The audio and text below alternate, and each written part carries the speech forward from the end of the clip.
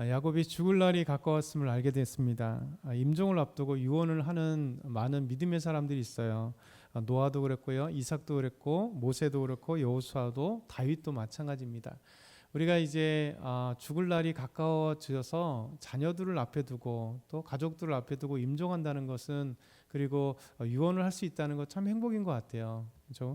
아무나 이렇게 죽음이 가까워서 마지막에 유언을 하면서 죽는 사람들이 있긴 하지만 또 없는 사람들이 더 많기 때문에 그렇습니다.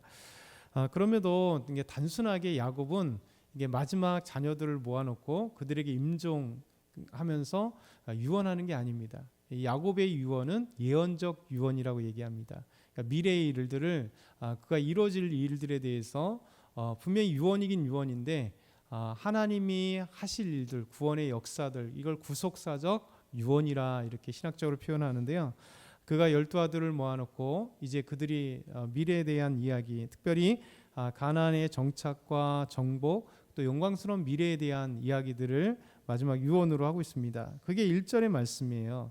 이렇게 1절은 얘기합니다. 야곱이 그 아들들을 불러 이르되 너희는 모이라. 너희가 후일에 당할 일을 내가 너희에게 이르리라. 그러니까 후일에 당할 일을 너희에게 이르리라. 그러니까 참 신기하죠. 유언인데 미래적인 유언을 야곱이 하고 있습니다. 그러면서 이제 12 아들들에게 대한 또 축복 기도가 같기도 하는데도 유언입니다. 그러니까 야곱이 이제 장자 루벤에 대해서 유언을 하죠. 우리 3절과 4절 한번 같이 읽어보겠습니다. 3절 4절 시작. 루벤아 너는 내 장자요 내 능력이요 내 기력의 시작이라. 위풍이 월등하고 권능이 탁월하다마는 물의 끓음 같았은즉 너는 탁월하지 못하리니 내가 아버지의 침상에 올라 더럽혔음이라. 그가 내 침상에 올랐었도다. 아멘. 유언이긴 한데 이 유언의 내용을 보면 다 12 아들에게 축복의 유언이 아니에요. 그들의 현실에 대해서 때로는 저주하고 있는 말씀들이 참 많은데, 오늘 루벤에 대해서 첫째 아들이잖아요. 루벤은 장자입니다. 근데 장자였던 루벤이 장자권이 상실돼요. 그 이유가 있었던 것이죠. 루벤은 야곱이 이야기하기를 너는 내 장자야. 그리고 내 능력이라. 내 기력의 시작이라. 그리고 위풍이 월등하고 권능이 탁월했지만 이렇게 얘기합니다.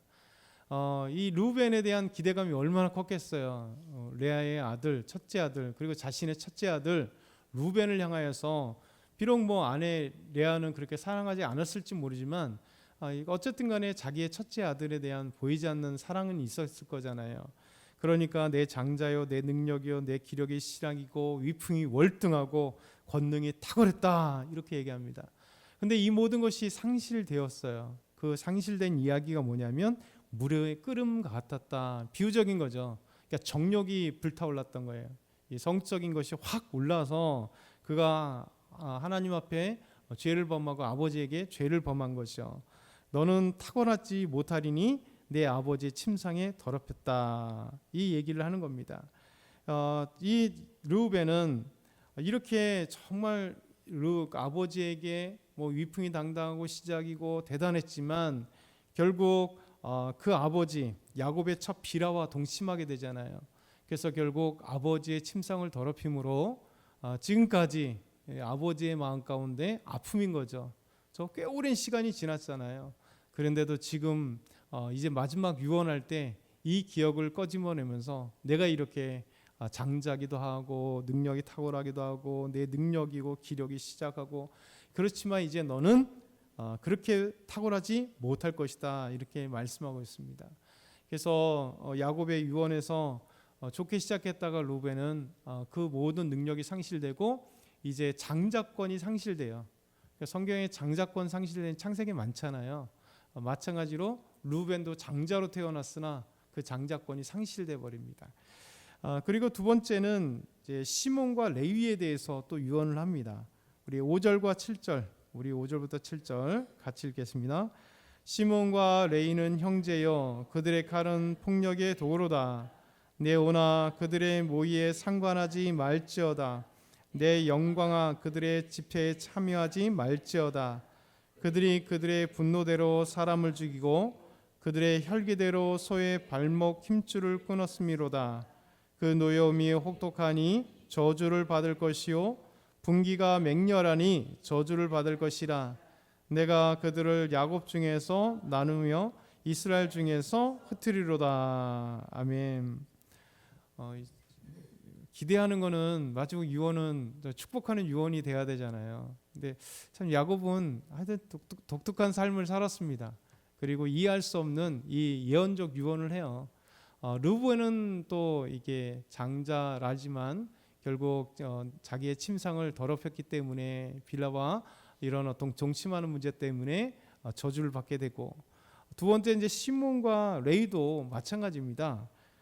그들은 칼은 폭력의 도구다 이렇게 얘기해요. 그들의 집회에 참여하지 말고 그들의 분노대로 그들이 사람을 죽였고 그들의 혈기대로 소의 발목을 힘줄을 끊었기 때문에 그들의 노임이 혹독하고 저주를 받을 거다. 분기가 맹렬하니 저주를 받을 거다. 이스라엘 중에서 흩트리로다. 참 마지막 유언이라고 하기는 너무나 저주스러운 이 유언을 시몬과 레이에게 하고 있죠. 왜 이렇게 얘기하는가? 이게 이제 창세기 34장의 사건 때문에 그렇습니다.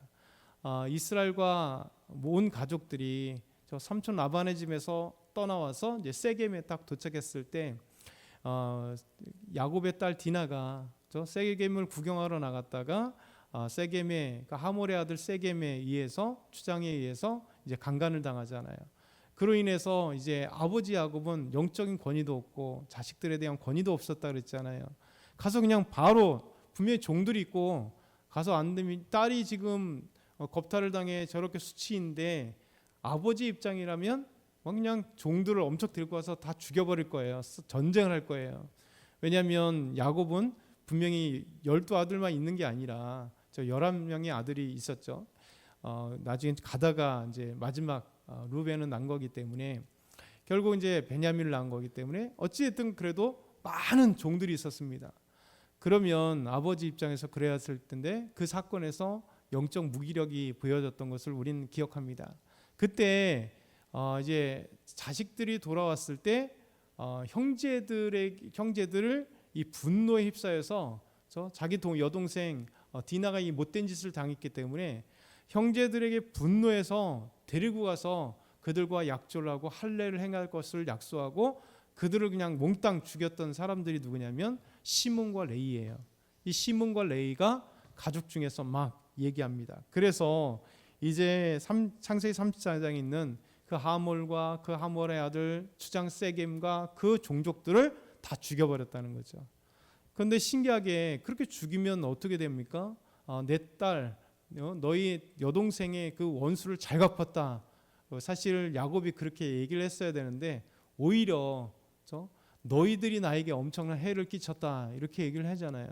그러니까 시몬과 레위가 아버지에 대해서 막 분노하죠. 아버지 그러면 되겠습니까? 막 이렇게 그 싸우고 영적인 권위들이 다 무너지는 사건이 창세기 34장의 이야기인데 야곱은 이것을 꺼내요.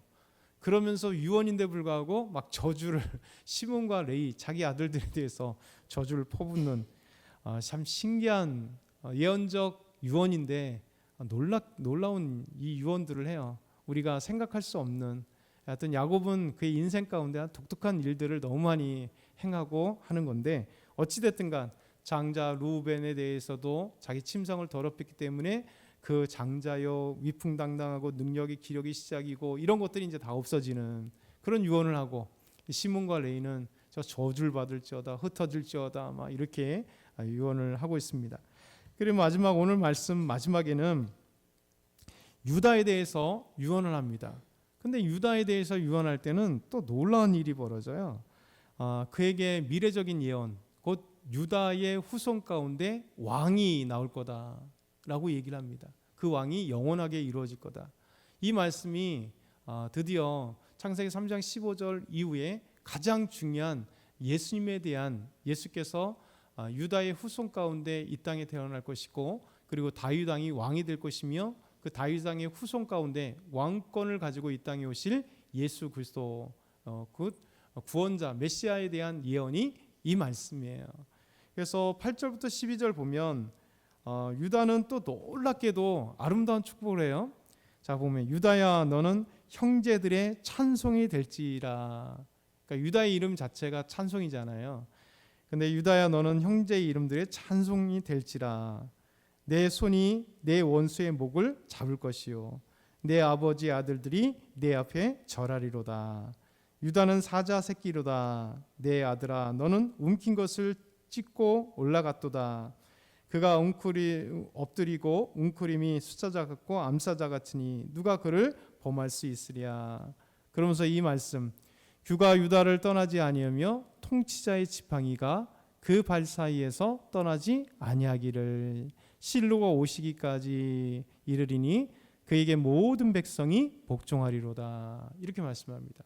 규와 통치자의 지팡이, 이 규와 통치자의 지팡이는 왕의 상징입니다.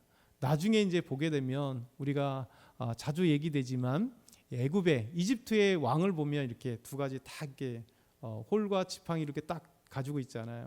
그래서 항상 이제 미라라든가 그 관 뚜껑 거기에다 조소를 세울 때 아니면 큰 석조 구조 같은 거 했을 때 이렇게 꼭 이집트 왕 파라오가 바로가 이렇게 두 개 하나씩 이렇게 두 개를 지은 걸 보는 거예요. 이게 바로 왕의 상징입니다. 통치자의 지팡이 그리고 규 이걸 얘기하는 거거든요. 지팡이와 규는 왕의 상징입니다. 근데 유다가 야곱이 이제 유다에게 마지막 유언할 때 이 유다에게서 왕이 나올 거다 이렇게 표현하고 있는 거예요. 이것이 바로 하나님께서 또 야곱을 통해서 놀라운 예수 그리스도에 대한 메시지, 저 예언의 말씀이 우리에게 전해지는 거죠.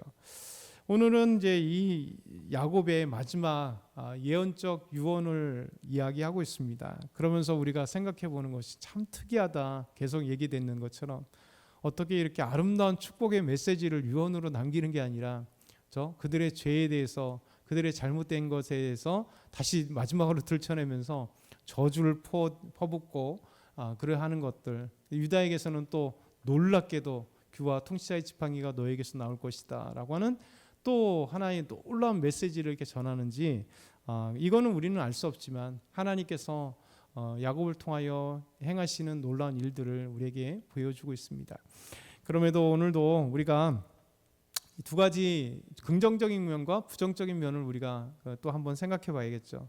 우리는 이러지 말아야겠다. 저 야곱을 어제 읽으면서 야곱처럼 왜 자식들에게 유언을 하는데 이렇게 저주를 퍼붓는지 야곱을 이해할 수 없다 개인적으로 생각하면서도 그러면서 또 유다를 통해서는 놀라운 미래적인 하나님이 그거 어떻게 알겠어요? 미래에 있을 일인데. 왜냐하면 그 이후에 거의 약 1000년 후에 다윗이 그의 자식 가운데 왕위가 그의 다윗에게 나타나는 건데 어떻게 이래 할 수 있을까? 하나님을 통해 야곱에게 미래적인 유언이 있게 되는 거죠. 하나님은 모든 것을 알고 계시고 그것을 통하여 일하신다. 그래서 저와 여러분이 우리가 하나님께서 우리를 통하여 일하실 것을 기대하고 하나님이 함께 하시는 그 놀라운 일들을 우리가 생각하면서 긍정적인 면과 부정적인 면들을 또 우리에게 적용하면서 나는 나쁜 거는 그러지 말아야겠다. 좋은 것은 하나님 저를 통하여 놀라운 일이 벌어지길 소망합니다. 라고 하는 아름다운 믿음으로 나아가길 소망합니다.